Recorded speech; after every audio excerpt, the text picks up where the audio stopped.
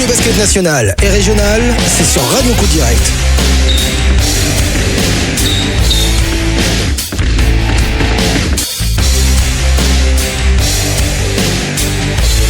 Allez, bienvenue dans tout le basket. Au micro avec moi, c'est Laurent Dulon. Salut Laurent. Salut Marco. On va parler de la National 3 féminine. Se jouait donc ce week-end la dernière journée donc de la phase régulière, on va dire. C'était la 22e journée. Et puis il y avait quand même un peu de pression du côté des filles de Grandfond, puisque c'était un match qu'il fallait absolument gagner pour être sûr de rejoindre la National 3 l'année prochaine. Oui, c'est ça exactement. On savait qu'il y avait la possibilité de s'en sortir sans gagner en espérant une défaite d'Agetmo, mais voilà, je pense qu'on n'était pas du tout sur cette optique-là. Puis en plus, honnêtement, je pensais que Agetmo pouvait battre Tournefeuille, pas que intrinsèquement Agetmo soit au-dessus de Tournefeuille, ce qui serait plutôt le contraire. Mais voilà, entre une équipe qui joue sa vie et l'autre qui quelque part est sûr de finir troisième, a peut-être un petit relâchement inconscient. Donc moi je préférais partir du principe que Agetmo allait gagner et ne compter que sur nous-mêmes. Donc on savait qu'il n'y avait qu'une issue, il fallait aller gagner à Eoz. C'est ce que vous avez fait de belle manière, puisqu'au niveau du score, je rappelle, 71-47, vous avez en quelque sorte survolé cette rencontre. Comment s'était préparée cette rencontre dans la semaine ? Ouais, c'est des matchs qui sont assez particuliers à aborder. Ça faisait 15 jours qu'on avait vraiment, qu'on était focus sur ce match-là, qu'on savait que tout se jouerait là, et on a moi j'ai vraiment voulu mettre en avant ces notions d'envie, de solidarité, d'état d'esprit, d'esprit d'équipe, et parce que je sais que c'est des choses qui peuvent parler à mes filles, et on savait qu'il fallait que on fasse l'effort, peut-être sur le côté d'engagement, d'intensité physique, sur lequel on a eu quelques carences cette année, où on avait un petit peu quelquefois du mal à se mettre au niveau des équipes qu'on rencontrait dans ce domaine-là. Et en plus, je savais pertinemment que c'était une des grosses forces d'Elusa, parce que c'est une équipe qui lâche rien, qui se joue vraiment comme une équipe, qui met l'intensité qu'il faut dans le bon sens du terme. Donc voilà, je savais que si on répondait pas sur ça, il pourrait pas y avoir d'espoir de gagner ce match-là. Donc ouais, et puis sensibiliser les filles sur ça. Ouais, et puis surtout le basket Elusa sortait d'un gros match et d'une victoire face au Coteau du Luy, ils étaient sur une vraiment bonne dynamique. Il y a celui-là et celle d'avant, elles avaient enchaîné plusieurs victoires sur des matchs importants. Donc on était, j'espérais qu'on soit prêt à aborder ce genre de situation. Et puis alors, en plus pour nous qui avait compliqué la chose, on jouait le vendredi soir en Coupe 47, c'est-à-dire un peu plus de 36 heures avant le match. On a fait 2h30 de voiture aller-retour pour aller jouer un match de Coupe 47, qui s'est bien passé. On savait qu'on allait certainement le gagner, mais c'était pas la situation idéale pour préparer ce match. Ouais, tu disais après le match, c'était certainement le meilleur match de la saison. C'est un peu rageant alors du coup là, parce que il y a des matchs que vous auriez pu gagner largement. Oui, après je confirme ce que je dis, c'est notre plus belle prestation en termes de contenu, sur 40 minutes, ce qu'on a été proposé, la cohérence qu'on a eue, la régularité qu'on a eue pendant tout le match. C'est vraiment le meilleur match et de très loin de la saison. Alors oui, on peut toujours avoir des regrets, mais j'espère juste que on a vu ce qu'on était capable de faire. On a touché du doigt ce qu'on était capable de faire, mais surtout qu'en plus, ces choses-là, ce qu'on a fait dimanche, je pense qu'on est capable de les renouveler. C'est pas une question de talent, d'adresse, de cela, c'est vraiment une question de... J'ai vraiment eu une équipe extraordinaire à dimanche. Je félicitais vraiment les filles parce que en termes d'état d'esprit, jouer ces matchs-là avec la pression qu'il y avait avec, elles ont toutes répondu présentes, de la première à la 10e. Chacune a apporté quelque chose. Quand vous avez un groupe qui est comme ça, je peux vous dire que pour le coach, c'est beaucoup plus facile. On l'a vu d'ailleurs à la fin de la rencontre, certaines étaient en pleurs. Oui, parce qu'après, je pense qu'il y a la pression est redescendue après. Il y a quand même pour la majorité des filles un gros attachement au club et elles savaient que c'était important pour le club. Donc voilà, elles se sont vraiment données à 200% et c'était vraiment l'attitude qu'il fallait avoir.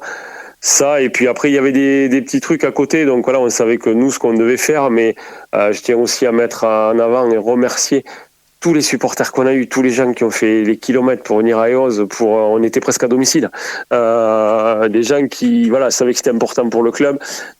Tous les gens qui ont fait ces efforts-là, et voilà, il faut vraiment les en remercier et saluer le petit effort qu'ils ont fait dimanche pour venir nous soutenir. Les gens nous ont montré qu'ils étaient derrière nous et puis ça montre ce qu'est la force d'un club et ce qu'est la force de la C2B et la GS. Donc voilà, c'est vraiment c'est peut-être des petites choses, mais ça dénote d'un état d'esprit, de ce que représente ce club. Et bon, après moi je suis pas surpris, mais je veux dire, je suis très très très fier de ça et voilà, je remercie tous les gens qui sont venus nous soutenir. Alors au classement, vous finissiez 7e, c'est une place de moins que la saison dernière, c'est ça? Vous avez fini 6e, 5e. Ouais. Après c'est surtout qu'il y a 3 victoires de moins que l'an dernier, mais après, voilà, on a eu diverses choses pendant l'année, des blessés, des absences, des périodes un peu plus compliquées. Après ça fait partie d'une saison, mais moi, je suis convaincu que il faut être aussi conscient que c'est un groupe qui est relativement jeune. Et je pense que ce groupe a beaucoup appris cette année.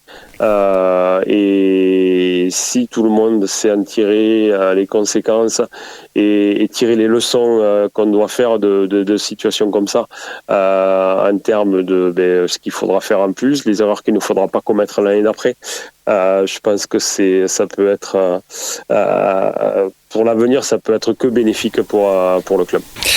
Allez, je suis avec Laurent Dulon, le coach donc des filles de Grandfort. Alors le championnat est terminé, mais tu en as parlé. Il y a la coupe aussi, je crois, demi-finale, c'est ça Oui, c'est ça, ouais.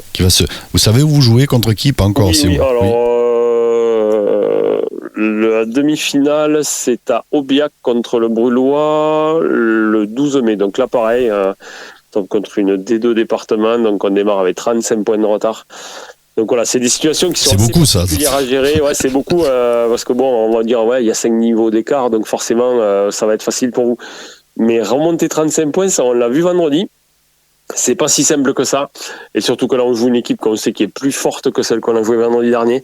Donc voilà, il faudra l'aborder avec tout le sérieux qui va avec pour se donner tous les moyens d'aller en finale, parce que voilà, on se cache pas. On a vraiment, maintenant qu'on a assuré ce qu'il fallait assurer en championnat, on a vraiment envie d'aller chercher la coupe, même si on est conscient que on est l'équipe de N3, on est l'équipe la plus haute, tout le monde nous attend. Je pense que la casquette de favori est quand même sur la tête de Garonne cette année, qui est en dessous de nous, mais qui va arriver à National 3, donc quelque part qui est une équipe du même niveau que nous, qui a vécu une saison pratiquement sans faute, qui a gagné pratiquement tous ses matchs et qui va arriver avec une grosse dynamique. Donc voilà, on espère qu'une chose, c'est les retrouver en finale. Comme l'année dernière, mais vous aviez perdu, c'est ça en fait. Voilà, pour essayer aussi de gommer la défaite de l'an dernier. Voilà, et puis alors on va parler de l'extra sportif, c'est-à-dire que la saison prochaine tu ne seras plus aux commandes des filles de Grandfond, c'est ça? Tu l'as annoncé, je crois déjà au groupe, au club. C'est une décision qui s'est prise quand, comment et pourquoi? Ça fait 3 questions. Alors, ça. C'est une décision que j'ai mûrie tout au long de la saison, parce que à ce jour, c'est pas une histoire de quitter les filles ou quitter le club de Grandfond, c'est vraiment que je n'entraînerai pas l'année prochaine parce que j'ai vraiment j'ai besoin de souffler. J'ai enchaîné ma carrière de joueur, d'entraîneur sans faire de coupure. Allez-y, j'ai eu l'année. Si t'avais fait l'année du Covid, c'est ça. Hein. Ouais, voilà, j'avais décidé de faire un break cette année-là, mais c'est tombé sur l'année Covid, donc au bout du compte, je suis à Grandfond depuis 2010. J'ai plus le chiffre exactement en tête, mais entre ma carrière de joueur et ma carrière d'entraîneur, si j'enlève l'année Covid, je crois que je dois enchaîner la 32 ou 33e saison de rang. Je parle que des niveaux seniors, sur des championnats régionaux, nationaux. Donc j'ai besoin de souffler et Après voilà, il y a aussi, je pense qu'il y a à un moment donné un moment où il faut savoir passer la main, se retirer. J'ai peut-être un petit peu moins la flamme que je l'avais à un moment donné. Donc tout ça fait que je veux pas faire la saison de trop et je pense que ce groupe mérite vraiment d'avoir quelqu'un qui va être investi à 150%. Et comme je suis pas sûr d'être capable de l'être, je préfère laisser la place à quelqu'un qui le sera complètement. Et après, voilà, je vous cacherai pas aussi que j'ai envie de profiter. Je suis un fan absolu de basket. Ça fait, comme je te dis, ça fait plusieurs décennies que je donne au basket, que le basket m'a beaucoup donné. Mais j'ai aussi besoin d'avoir des week-ends pour faire autre chose. Même si voilà, je serai souvent au bord d'un terrain de basket, mais de pas avoir de contraintes, de profiter de ma famille. Il y a en plus les derniers événements qui me sont arrivés là, même si ma décision était déjà prise, on finit de me rassurer dans ma décision qu'elle était la bonne. Donc c'est pas une histoire que je vais aller ailleurs ou que parce que mon club c'est la GS mais là c'est vraiment que j'ai besoin de faire un break mais en plus qui risque de durer. Mais voilà, je pense que le moment est venu. C'est le bon moment. En plus en finissant comme ça. Oui, parce je pense que c'est le bon moment. Il reste demi et puis on espère aussi la finale de la coupe. Oui. Alors c'est sûr que si tu peux finir sur la coupe, ça sera parfait. Mais bon, dans tous les cas, quoi qu'il arrive.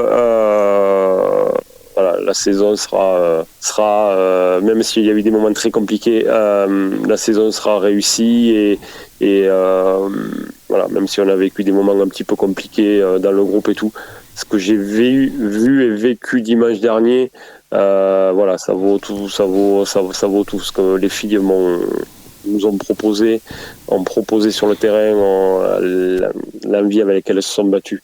Pour moi, c'est mes plus belles récompenses sont là et je les remercierai jamais assez de ce qu'elles m'ont fait vivre dimanche.